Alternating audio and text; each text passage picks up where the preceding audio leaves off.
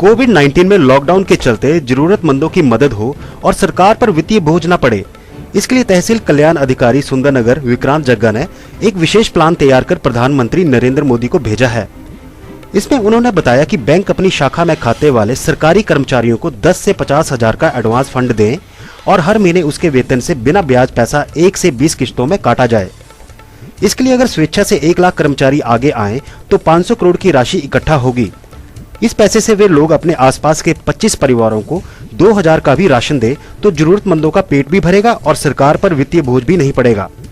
ऐसे में अगर 10 लाख कर्मचारी हो तो 5000 करोड़ की मदद हो सकती है। कोरोना के चलते सरकार द्वारा काफी अच्छे कदम उठाए जा रहे हैं जो कि सारे गरीब लोगों के लिए बहुत उपयोगी हैं तथा सहायतापूर्ण हैं। इसी के साथ मेरे पास भी एक सुझाव है जिसे मैं आपसे साझा करना चाहता हूं ताकि हमारे सरकार को, गरीब लोगों को तथा आने वाले समय में हमारी अर्थव्यवस्था को उससे काफ़ी लाभ मिलेगा। तो ये आइडिया मैं आपके साथ थोड़ा सा शेयर करना चाहता हूँ, प्लीज़ आप इसे ज़रूर समझें। अगर हम सभी कर्मचारी या हमारे में से कुछ वॉलंटियर्स उठ के और बैंक्स के सहयोग के साथ अगर ये फूड वाला जो खाने पीने का जो राशन का सामान है गरीब लोगों तक पहुंचाने का जिम्मा अगर हम कुछ समय के लिए अपने ऊपर ले लें तो सरकार के लिए एक बहुत अच्छा सहायता का कदम होगा। उससे क्या होगा, अगर ये वाला हिस्सा हम अपने ऊपर लेते हैं तो सरकार के लिए बाकी जो हमारे एरिया हैं उसमें इन्वेस्टमेंट करने के लिए या उसमें पैकेजेस बढ़ाने के लिए, सब्सिडीज बढ़ाने के लिए एक अच्छा अवसर रहेगा। इसमें क्या होगा, मैं चाहता हूँ एक ऐसी पॉलिसी बने जिसमें गवर्नमेंट एक ऐसी पॉलिसी बनाए जिसमें जो बैंक्स हैं उनको ये निर्देश हो कि 50,000 तक रुपए का जो है एडवांस फंड हम एम्प्लॉयज़ को जारी करें जो कि गवर्नमेंट सैलरीड एम्प्लॉयज़ हैं जिनकी उस विशेष शाखा से सैलरी आती है। उसमें से क्या होगा, मान लीजिए मैंने 50,000 रुपये का एडवांस फंड सरकार से या बैंक से लिया, मैं हर महीने अपनी सैलरी से 2500 रुपये कटवाता रहूँगा और 20 किश्तों में अपने बैंक को दे सकता हूँ, या 5,000 रुपये की जो किश्त कटवा के 10 किश्तों में अपने बैंक को वापस कर सकता हूँ। क्योंकि कई बार ऐसा हो रहा है कि जैसे मान लो मैंने 50,000 रुपये इकट्ठे देने हैं, मेरे पास नहीं होंगे, पर मैं अपनी सरकार की मदद करना चाहता हूँ, अपने गरीब भाई बहनों की मदद करना चाहता हूँ। उस संदर्भ में ये एक अच्छा कदम हो सकता है जिसमें कि बैंक हमारे को दें, हम आगे एम्प्लॉयज़ जो हैं, जो गरीब बंदे हैं या हमारे भाई बहन हैं, उनको जो रिक्वायर्ड आइटम्स हैं जो भी उनकी, हम उनको दे सकें। इससे देखिए क्या होगा, अगर मान लीजिए हम 2-2 हज़ार रुपये का राशन 25 परिवारों को देते हैं तो सीधा हम 125 बंदों का खाना क्रिएट कर रहे हैं। उससे क्या है, जो सरकार पैसा भी फूड आइटम्स पे या खाने के सामान पे लगा रही है वो पैसा सरकार अन्य फैसिलिटीज़ पे लगा सकती है जिससे कि काफ़ी सरकार को फ़ायदा होगा।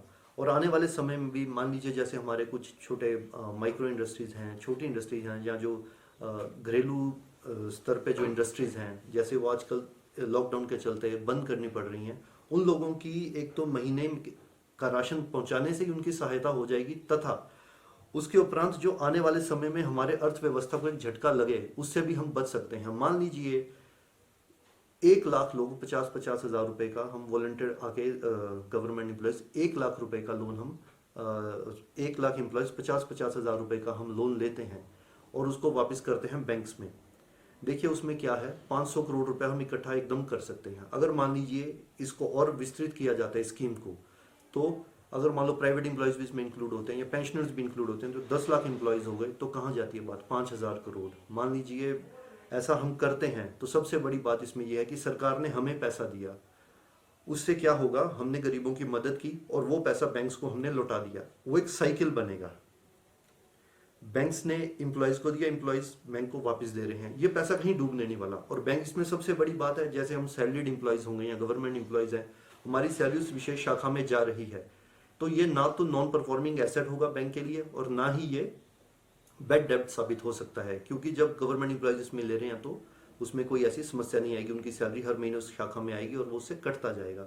और तीसरी बड़ी बात है कि अगर इसमें बैंक्स को कुछ लॉस होता है, मान लीजिए 500 करोड़ का सिर्फ 3% ही सरकार उनको एज अ बेनिफिट दे दे स्कीम को उपरांत भी, तो इसमें लॉस मेकिंग तो ये कहीं भी नहीं रहा।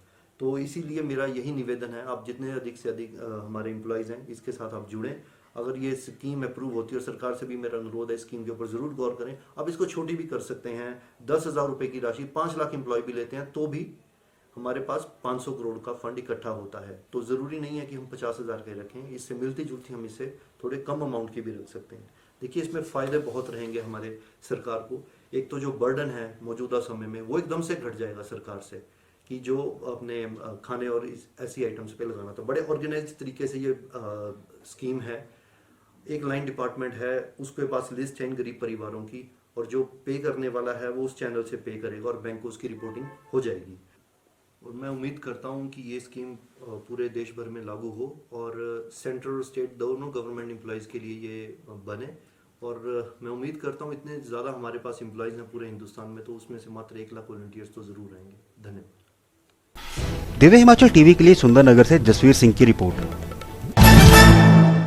अब जनहित के लिए यह संदेश। आपकी जानकारी ही कोरोना वायरस का बचाव है। कोविड-19 वायरस से संक्रमित देशों से आने वाले यात्रियों एवं उनके संपर्क में आने वालों को कोरोना वायरस की संभावना हो सकती है। यदि आपने, आपके परिवार या पड़ोस में किसी भी व्यक्ति ने कोविड-19 वायरस से संक्रमित देशों में यात्रा की हो तो 14 दिन तक घर से बाहर न निकलें और तुरंत टोल फ्री नंबर 104 पर सूचित करें। कोरोना वायरस के लक्षण खांसी, बुखार और सांस लेने में तकलीफ है। घबराएं नहीं, बस कुछ बातों का ध्यान रखें। नियमित रूप से साबुन और पानी या अल्कोहल बेस्ड हैंड सैनिटाइजर से हाथ साफ करें।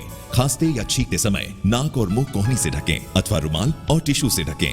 जिस व्यक्ति में खांसी, जुकाम या बुखार के लक्षण हो उससे दूरी बनाएं और भीड़ भाड़ वाले स्थानों में जाने से बचें। मांस और अंडे को अच्छी तरह से पकाकर खाएं। खुले में न थूकें। लक्षण पाए जाने पर लापरवाही न बरतें और किसी भी जानकारी के लिए टोल फ्री नंबर 104 पर कॉल करें। राष्ट्रीय स्वास्थ्य मिशन हिमाचल प्रदेश द्वारा जनहित में जारी।